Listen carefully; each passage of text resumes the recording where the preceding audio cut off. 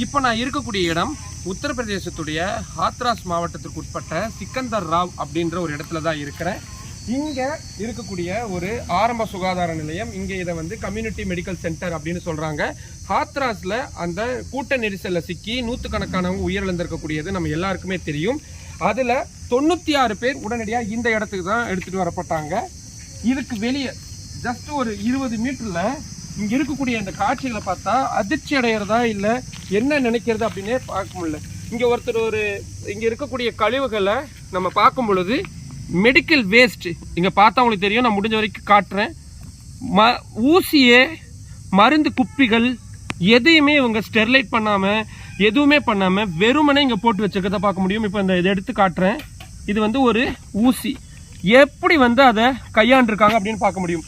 இப்போ பின்னாடியே ஒருத்தர் இதே பகுதியில் வெறும் கையோட இருக்கக்கூடிய குப்பைகளை பொறுக்கி அதில் இருக்கக்கூடிய பாட்டில்கள்லாம் எடுக்கிறத பார்க்க முடியும்.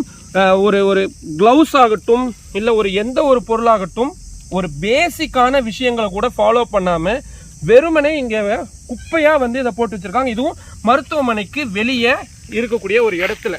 அது மட்டும் இல்லாமல் இப்படியான ஒரு மிக முக்கியமான இடம் நடந்து இப்போ எல்லாருமே இந்த இடத்த பார்வையிடக்கூடிய ஒரு இடமா இருக்குது.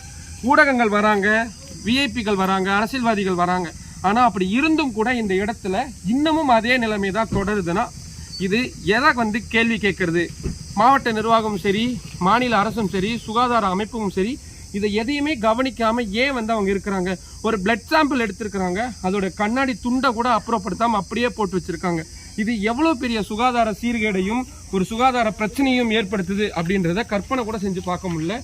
மீண்டும் இது எழுப்பக்கூடிய கேள்வி, இவ்வளவு பெரிய ஒரு சம்பவம் நடந்து ஊடகங்கள் வந்துட்டு போயிட்டு இருக்கக்கூடிய நேரத்தில் கூட இதை அப்புறப்படுத்தணும் அப்படின்ற மாதிரியான யோசனைகள் எதுவும் இல்லாமல் தொடர்ந்து அதை இப்படியான கிடப்பில் போட்டு வச்சிருக்கிறது மெத்தனை போக்கத்தான் தெல்ல தெளிவாக காட்டுது அப்படின்றத இங்கே இருக்கக்கூடியவங்களோட பேசும் பொழுது தெரிஞ்சுக்க முடியுது.